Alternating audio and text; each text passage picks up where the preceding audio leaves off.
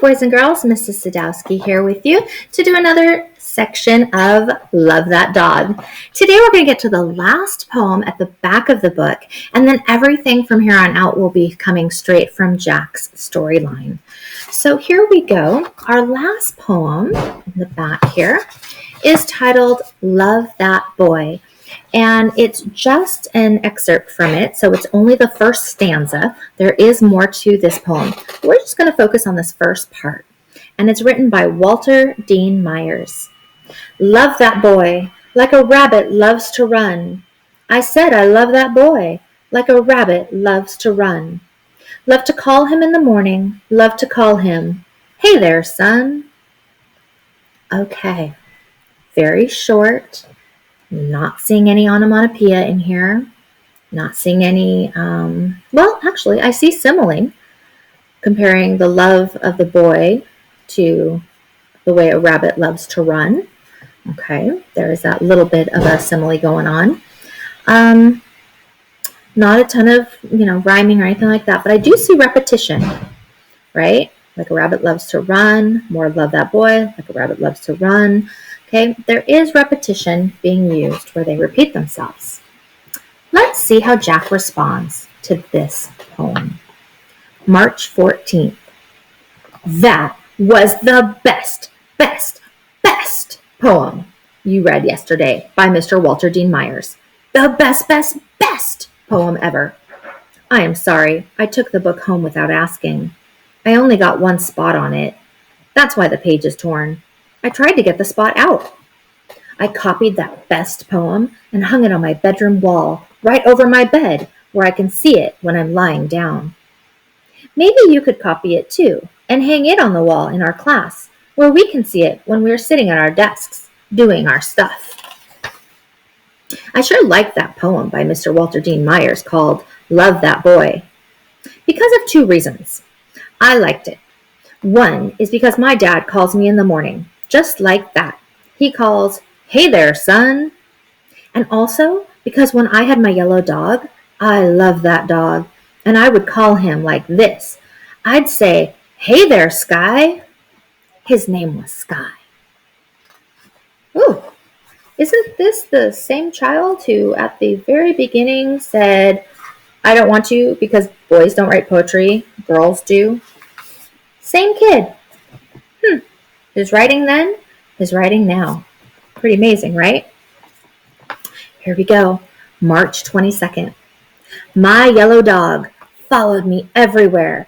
Every which way I turned, he was there, wagging his tail and slobber coming out of his mouth when he was smiling at me all the time, as if he was saying, thank you for choosing me, and jumping up on me, his shaggy, straggly paws on my chest, like he was trying to hug the insides right out of me. And when us kids were playing outside, kicking the ball, he'd chase after it and push it with his nose, push, and getting slobber all over the ball. But no one cared, because he was such a funny dog, that dog Sky, that straggly, furry, smiling dog Sky. And I'd call him every morning, every evening, hey there, Sky. Wow, look at that. That's probably the longest poem he's written so far. And it's about his dog, something personal, something meaning to him. When you write about something that interests you, something that means a lot to you, you'll start to notice that your poems will become more alive. You'll be able to write more about the subject because it's something you truly care about. When I was reading this, I noticed him using some great vocabulary, like talking about wagging his tail and the slobber coming out of his mouth. I also noticed he used some repetition with the thank you. I also noticed right here the shaggy, straggly pause, the repetition of sound with the S word, so a little bit of alliteration there. And talking over here, he has straggly, furry, smiling dog Sky. So trying to repeat some of the S's. Again, a little bit of alliteration toward the end. March 27th. Yes, you can type up what I wrote about my dog Sky, but don't type it up. Don't type up the other secret one I wrote. The one all folded up in the envelope with tape on it. That one uses too many of Mr. Walter Dean Myers' words. And maybe Mr. Walter Dean Myers would get mad about that. Interesting. He's got this amazing poem, and yet there's another secret poem. April 4th. I was very glad to hear that Mr. Walter Dean Myers is not the sort of person who would get mad at a boy for using some of his words. And thank you for typing up my secret poem, the one that uses so many of Mr. Walter Dean Myers' words. And I like what you put at the top, inspired by Walter Dean Myers. That sounds good to my ears. Now no one will think I just copied, because I couldn't think of my own words. They will know I was inspired by Mr. Walter Dean Myers. But don't put it on the board yet, okay? Is Mr. Walter Dean Myers a live person? Ooh. So even though the teacher was told, don't put it up there, don't type it up, she went ahead and typed it anyways, whatever the secret poem is. And because the poem is inspired by it, it's okay that he borrowed a lot of the words. So is Mr. Walter Dean Myers a live person? And if he is, do you think he could ever come to our city, to our school, to our class? And if he did, we should hide my poem with his words. Hide it real good, just in case he would get mad about that. What do you think? Is Mr. Walter Dean Myers a real person? Well, considering there's a poem written by him, I would say yes, he's a real person. Is he still alive? That is going to be the question, and we'll have to wait to find out. So let's look at your assignment for today. Today we're going to talk about idioms. This is a type of figurative language often used in everyday life, but it also will come up in literature. You'll find it in stories. You'll find it in poetry. It wasn't in one of our poems that we've read so far, but it's still something that we wanted to talk about. So what are idioms? Not idiots, but idioms. Well, an idiom is a well-known phrase that means something different than what the words seem to mean. For example, don't rock the boat. If I say to you, don't rock the boat, I'm not talking about don't do this while you're on a boat. That's not what I'm talking about. I'm talking about don't make any trouble. Don't cause problems. If I say, that was a piece of cake, I don't really mean it was an actual piece of cake that I'm going to go eat. I mean it was easy, right? If I say, lend me your ears, I don't mean take your ears off your head and give them to me. That would be kind of gross. I mean, listen to me, please, right? Can you stop what you're doing and listen to what I'm saying? That's what I mean. I'm on the fence. This does not mean I'm standing and walking on, trying to balance on top of a fence. That would be kind of scary. It just means I can't decide. If you're on the fence about something, you're not sure which way to go. So we use idioms all the time without even realizing it. So what you're going to do down here is we're going to do a little bit of matching. You're going to write the letter that matches the meaning for each idiom. And you do that simply by putting the letters from over here into the right spots. So this will start the idiom, this will finish it. So it says, put your foot in your mouth. I don't think we're actually going to be putting a foot in our mouth, right?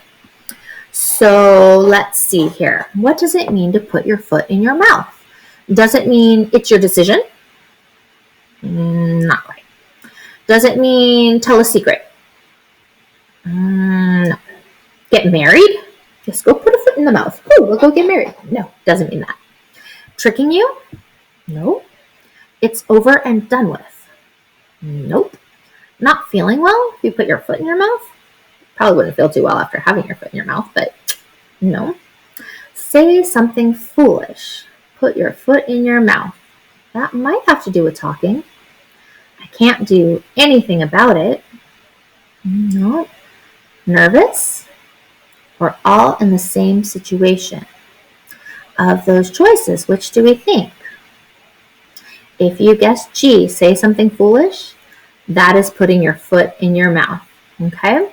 So right here, for this box, we would type in a capital G, because that is the saying something foolish. When you put your foot in your mouth, means you said something really stupid that you shouldn't have said.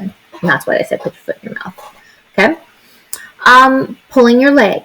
You get to decide which one of these things means pulling your leg, because nobody's really pulling on your leg. All right? So you're going to go through all of these. Some of them might be a little tricky. It's okay if you feel the need to talk about these with some of your family members at home. Okay? And then at the bottom, you're going to choose 2 of the idioms from above to use in a sentence. Make sure you underline the idiom. So as you look at these, you could pick, one of these. For instance, tie the knot. I was talking earlier about my anniversary assignment, so if this were my assignment, I would probably use the phrase tie the knot. And I would type, my husband and I decided to tie the knot on June 24th, 2000, period. Okay, what does that mean? My husband and I decided to get married, and that's our anniversary date. It's coming up 20 years. And then I have to underline the idiom. So I would simply find my little idiom, tie the knot, and I would underline it like that. Okay? So that was mine. If you say that, then, that's not yours. None of you are getting married right now. Okay, so you're going to choose 2 of these phrases, 2 of these idioms to use in a sentence. And I'm going to, whoops, don't want to move the box. Just want to backspace because you can't use my sentence. You can use something similar. You can't have mine, all right? Then there is a second page to today's assignment. And some of you are like, what? No, not more work. Yes, more work. Okay, this is idiom body parts. So you're going to complete each idiom with a different body part from the box. So we have face, shoulder, feet, tongue, hand, mouth, eye, arm, tooth, legs.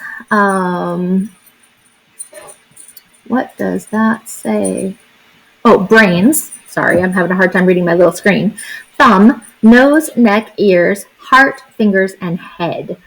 Okay, so you're going to fill in the blanks with the body part that makes the most sense, because a lot of idioms actually do use body parts.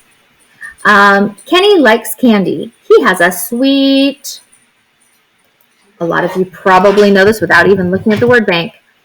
He has a sweet tooth. Okay, so you're just going to type in the word from up here. Again, you should be using correct spelling because they're all spelled correctly up here.